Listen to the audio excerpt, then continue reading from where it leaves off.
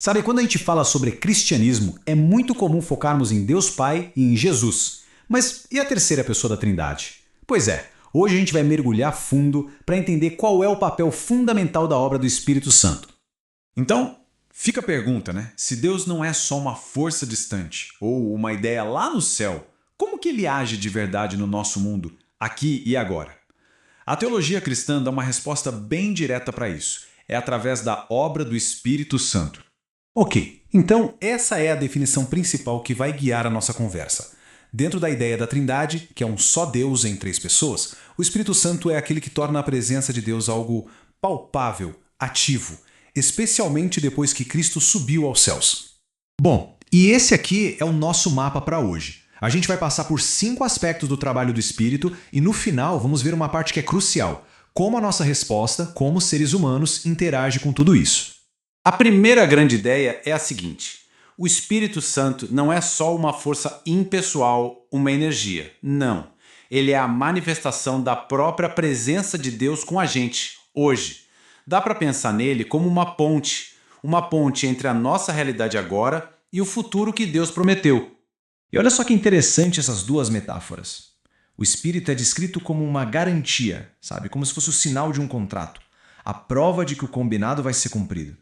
E também como primeiros frutos, que é como aquela primeira amostra da colheita, que te dá a certeza de que todo o resto da safra, a vida eterna completa, está vindo aí. É uma promessa que a gente já pode começar a experimentar. Tá, mas como é que essa promessa funciona na vida real? A primeira forma é através do poder. E o alcance desse poder é imenso. Vai desde sustentar o universo inteiro até capacitar uma única pessoa para uma tarefa específica. A gente pode ver esse poder atuando em pelo menos 3 grandes áreas. Primeiro, como a fonte da vida mesmo, tanto na criação do universo quanto na nossa regeneração espiritual. Depois, lá no Antigo Testamento, a gente vê o Espírito capacitando pessoas específicas, como Josué com sabedoria e Sansão com força. E por fim, no Novo Testamento, esse poder unge Jesus e depois é derramado sobre a igreja para que ela cumpra sua missão no mundo. Ok, além de poder, a segunda grande obra do Espírito é a purificação. E faz todo sentido, né? Se ele é chamado de Espírito Santo, uma de suas funções principais tem que ser essa: nos limpar do pecado e ir moldando o nosso caráter para que ele se pareça com o de Deus. E essa imagem aqui ilustra isso de um jeito fantástico. Não é só uma questão de parar de fazer o que é errado. É muito mais sobre o Espírito cultivar ativamente qualidades positivas em nós, o que a Bíblia chama de fruto. E essas características, amor, alegria, paz, paciência, não são só emoções passageiras, são a essência do caráter de Deus sendo formada dentro da gente.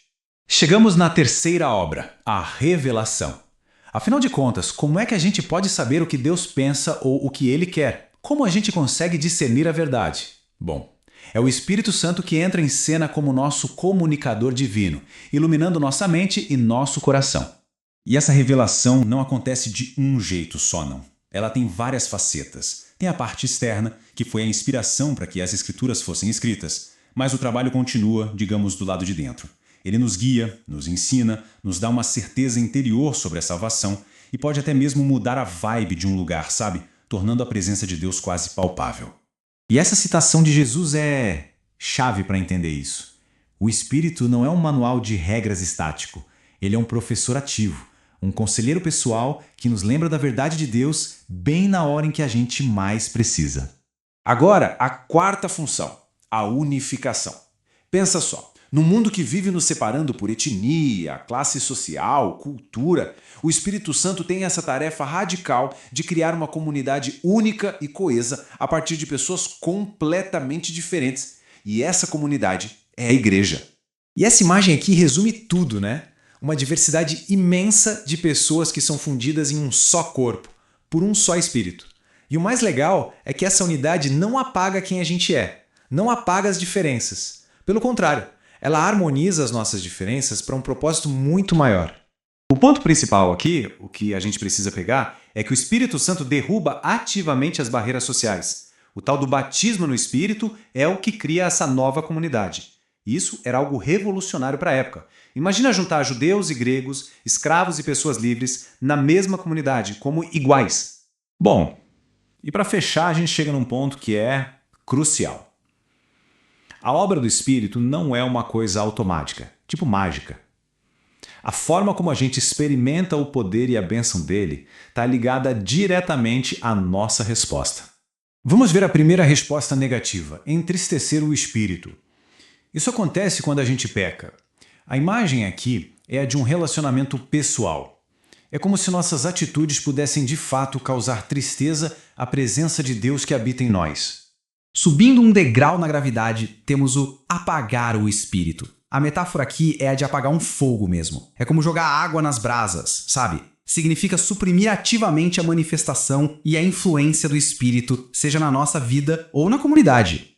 E aqui a gente chega na resposta mais séria de todas: a blasfêmia contra o espírito. Para entender isso, a gente precisa voltar para o contexto da época. Significava olhar para uma obra claríssima do Espírito e, de propósito, dizer que aquilo era obra do mal de Satanás. É chamado de pecado eterno não porque Deus não queira perdoar, mas porque a pessoa rejeitou de forma tão consciente e final a única coisa que poderia levá-la ao arrependimento. Então, para a gente amarrar tudo, vamos dar uma olhada nesse resumo. O Espírito dá poder, ele purifica, ele revela, ele unifica e, acima de tudo, ele manifesta a presença de Deus. E a intensidade com que tudo isso é vivido depende muito da nossa abertura, da nossa receptividade. E a gente termina com essa pergunta que fica aí para a gente pensar. A obra do Espírito não é só teoria, não é coisa de livro antigo. Deveria ser uma realidade ativa hoje. Então a pergunta é: onde a gente consegue ver esses sinais de poder, de purificação, de revelação e de unidade ao nosso redor? A busca por essa resposta é o que tira tudo isso da teoria e traz para a nossa vida.